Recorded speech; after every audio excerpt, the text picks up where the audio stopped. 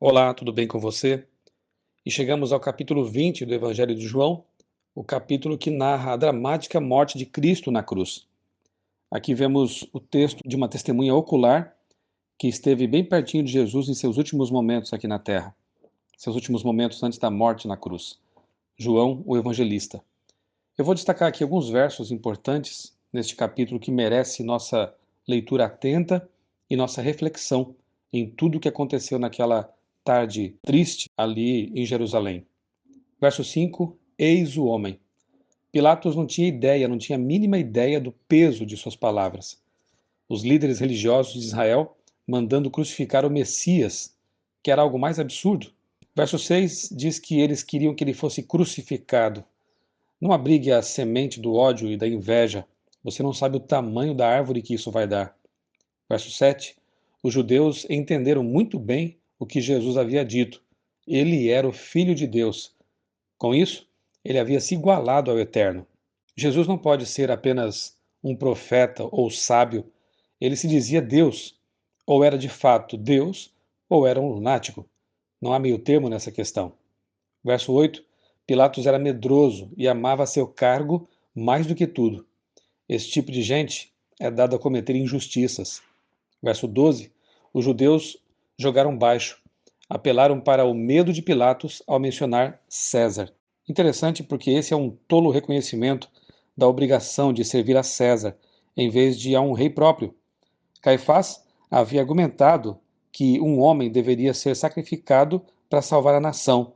Agora, ele estava disposto a sacrificar a nação a fim de destruir um só homem. Verso 15. As palavras dos líderes judaicos os condenaram. Não temos rei, senão César. Quem está sentado no trono da sua vida? Quem governa seus pensamentos?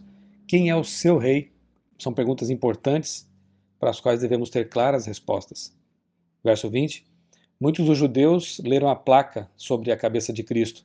E era justamente essa a intenção. A crucifixão de Jesus precisava de ampla publicidade. Verso 22. O que escrevi, escrevi. Os judeus se consideravam donos da situação, mas era Deus quem conduzia tudo. Verso 24. A roupa era tudo o que Jesus tinha, e até isso lhe foi tirado. Detalhes proféticos registrados séculos antes estavam se cumprindo à risca na vida e na morte de Cristo.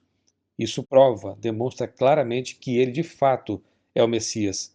A divisão das vestes dele, as sortes lançadas ali, o próprio fato de eles terem atravessado o lado de Jesus com uma lança, enfim, todos esses detalhes haviam sido anunciados séculos antes de Cristo nascer aqui na Terra e agora estavam se cumprindo em detalhes na crucifixão de Cristo.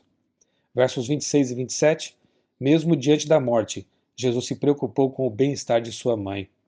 Ele olha para Maria, para João e pede que João então cuide de sua mamãe, porque agora Jesus, depois de morto, iria ressuscitar e voltaria para o céu, iniciando lá seu ministério no santuário celestial.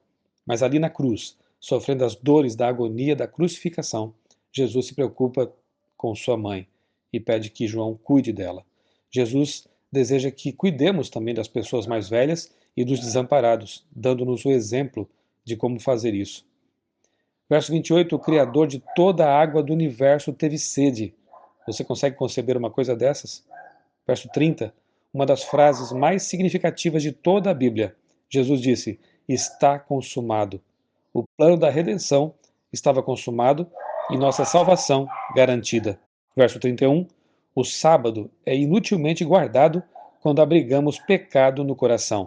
Aqueles líderes judaicos estavam preocupados com o sábado que estava se aproximando, queriam tirar os corpos daqueles crucificados de Cristo e dos ladrões que haviam sido crucificados com ele, para guardar formalmente o sábado, enquanto haviam matado Jesus.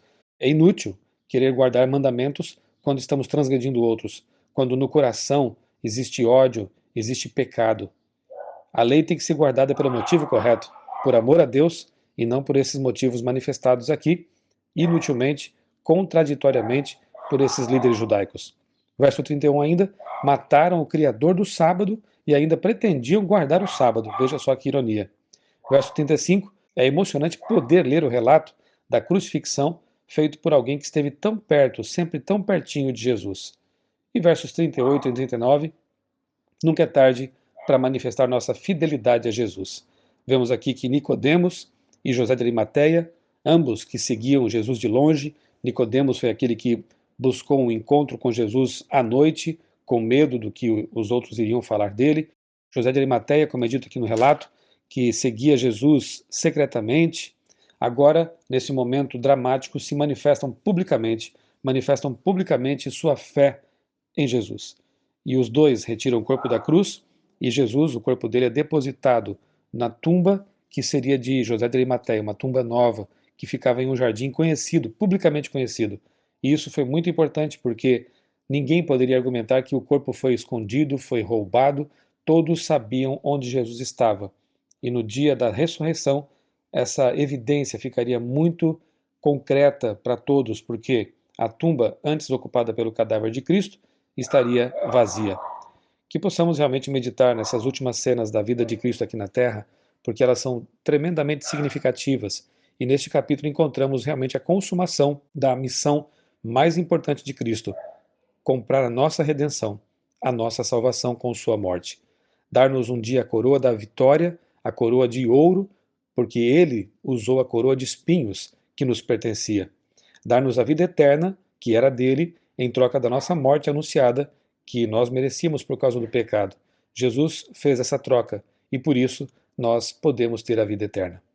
Que Deus te abençoe, te conceda um dia muito feliz na companhia de Jesus, o nosso Salvador.